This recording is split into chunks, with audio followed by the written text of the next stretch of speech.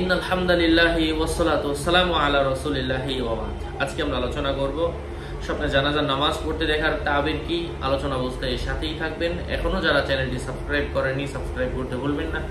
Verify চ্যানেলের description বক্সে click করলে কিন্তু পেজ এবং আইডি আসবে। এটা ছাড়া আলাদা অন্য কোনো পেজ নেই, কোনো আইডি নেই, কোনো ইমো নেই, হোয়াটসঅ্যাপ নেই, টিকটক নেই। সাবধান, নাম ছবি দেখে বিভ্রান্ত হওয়া যাবে না। প্রত্যেক ভিডিওতে কিন্তু আলাদা সাবধান করা হয়, সতর্ক করা হয়। কারণ অনেকে আমার নামে ফেসবুকে আইডি পেজ খুলে ভরে ফেলছে আমার ছবি ব্যবহার করে। হ্যাঁ, ইউটিউবে যে প্রোফাইল পিকচার, ওই প্রোফাইল পিকচার দিয়ে ভরে ফেলছে। সাবধান, নাম ছবি দেখে বিভ্রান্ত হবেন না। জানাজার নামাজ পড়তে দেখা, মৃত ব্যক্তির জানাজার নামাজ পড়তে দেখার ব্যাখ্যা হলো স্বপ্নদ্রষ্টার জন্য আল্লাহ তাআলার নিকট ক্ষমা প্রার্থনা করা এবং অধিক দোয়া করা। হ্যাঁ, কোনো মৃতের জানাজার নামাজ পড়ানোর জন্য ততই ইমাম নিযুক্ত করা হয়েছে দেখলে সে কোনো মুনাফিক বাচ্চার পক্ষ থেকে শাসন ক্ষমতা পাবে।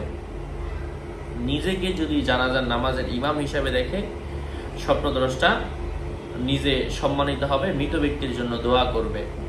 কোনো মানুষ যদি দেখে যে সে নিজে মৃত ব্যক্তির জানাজার নামাজ পড়ছে এবং শেষ তার সাথে আরো অনেক মানুষ, তার পিছনে অনেক মানুষ, এমন স্বপ্ন দেখার অর্থ হচ্ছে স্বপ্নদ্রষ্টা শহীদী মর্তবা লাভ করবে।